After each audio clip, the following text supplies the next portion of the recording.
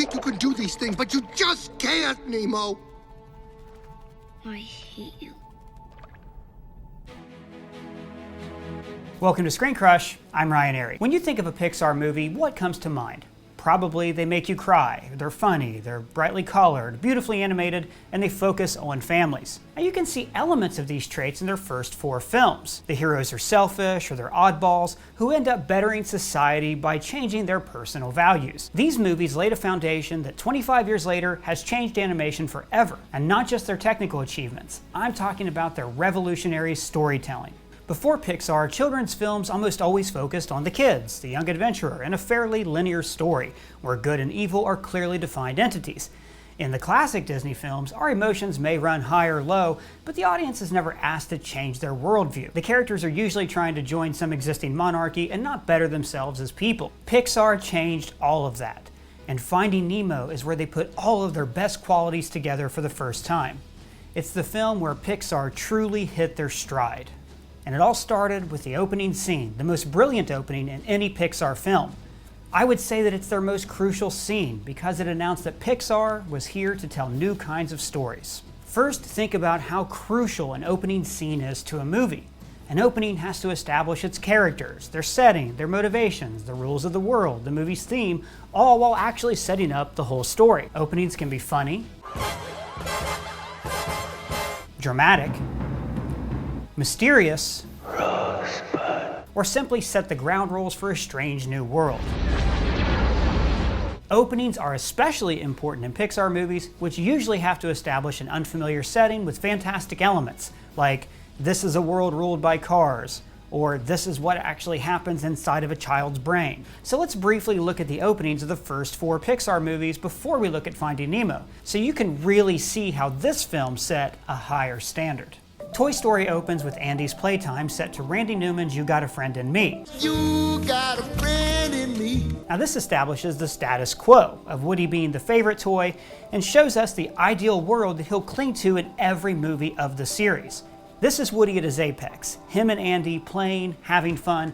This is the world that he always wants to return to. So this scene is setting up that world and the theme, but not really the story of this movie or its central characters. In A Bug's Life, ants are gathering grain when a leaf falls, creating a panic. I'm lost! The main character, Flick, tries to help with machinery, but ends up creating a bigger problem. Now this establishes the world, the main character, and the theme, but the dramatic stakes aren't really that high. In Toy Story 2, the opening is the Buzz Lightyear video game. There seems to be no sign of intelligent life anywhere. It's fun, but it doesn't do much for the larger story except foreshadow the encounter with Zurg. I am your father. And finally, Monsters, Inc. For the first 5 minutes, shows a monster terrifying a child, only to reveal that this is a training simulation. So this establishes this world, but no main characters or dramatic stakes. Now, there is nothing wrong with any of these scenes. They do a great job kicking off the movie, and I'm not knocking them. I just want you to appreciate how much Finding Nemo is able to accomplish in basically the same amount of time. So let's dive into Nemo. The first shot after the studio credits is of the sea. Now right away we see our location, and we understand that the characters love and appreciate this place. Wow. So the setting is established. Then our characters, Marlin and Coral. So, Coral, when you said you wanted an ocean view, you didn't think you were going to get the whole ocean, did you? Now this brief initial dialogue gives us several important bits of information about the characters and the world. They're happily married, and the world of the fish mimics the world of humans, at least in regards to real estate. Because a lot of other clownfish had their eyes on this place. But then a xylophone joins the score and we see the entire Great Barrier Reef. And the neighborhood is awesome. This is just a phenomenal burst of color, teeming with life and activity. This gives us a chance to see how aquatic animals behave like humans. They're doing things like rocking their babies, they're mowing the grass, giving us a world that is both familiar and new. You know, like a Pixar movie. Now we also find out that Marlin is a little neurotic and eager to please. So you do like it, don't you? But he's also adventurous and wants his kids to have new experiences. They'll wake up, poke their little heads out, and they see a whale! And of course, this foreshadows the encounter with the whale later on. And then there's the reveal that even though these fish talk like humans and they have big Disney eyes, they're still very much biologically fish. Marlin and Coral are expecting 400 children to hatch, but they still show them human love and affection. they're dreaming. The movie is only 80 seconds long, and we're already establishing the rules of the world, the setting, and the strongest aspects of Marlon's personality. Excuse me, miss. Can you check and see if I have a hook in my lip? This is the happiest that Marlon is ever going to be. His life is full of possibilities, and he has nowhere to go but down. Where did everybody go? The sight of the empty reef is terrifying. I had a recurring nightmare when I was a kid, and maybe you did too, that there was no one in my house and the streets were empty. And I think deep down, everyone is scared of being alone. And this scene taps into that fear. Everyone is gone. We don't know why. There's a threat somewhere, and our heroes have no help. The bouncy score is replaced with an eerie drone as the Barracuda appears. Now notice that, first seen from a distance, the Barracuda doesn't have the wide Disney eyes of the other sea animals. He's portrayed realistically, like a force of nature, without personality. And the tension is drawn out.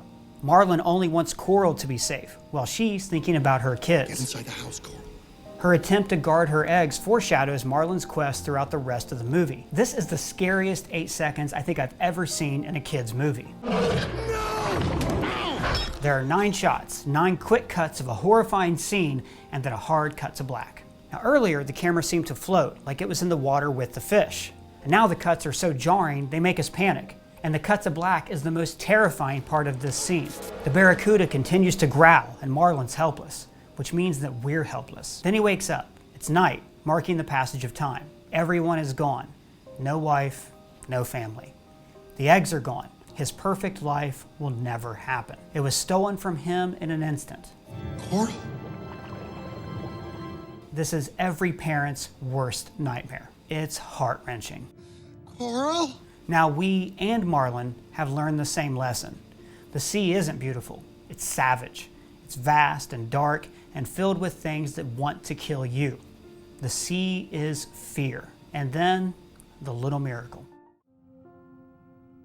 Now, Marlon has found his second chance. The only person he could love more than his wife. And as the piano score begins, Marlon makes a promise that sets the stakes for the entire movie. I promise I will never let anything happen to you. Nemo. And then the tiny egg fades into the light of the surface, signaling that this boy's adventure will soon carry us into the unknown. My God. I'm a grown-ass man and I still tear up watching a cartoon fish cry. This scene is poetry.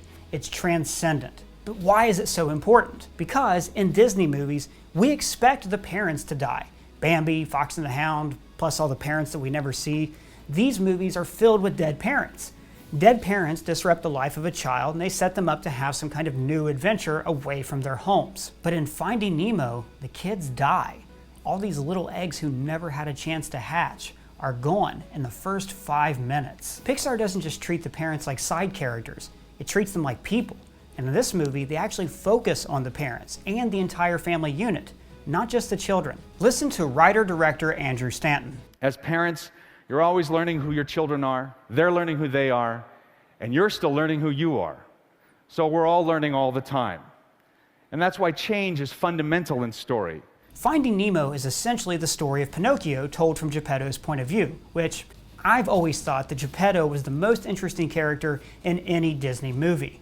He's a sad little old lonely puppet maker who just wants to bring life into the world and give it unconditional love. The opening to Finding Nemo is essentially Geppetto's backstory. And this scene almost didn't exist. Writer-director Andrew Stanton originally wrote this scene to be a series of flashbacks throughout the film.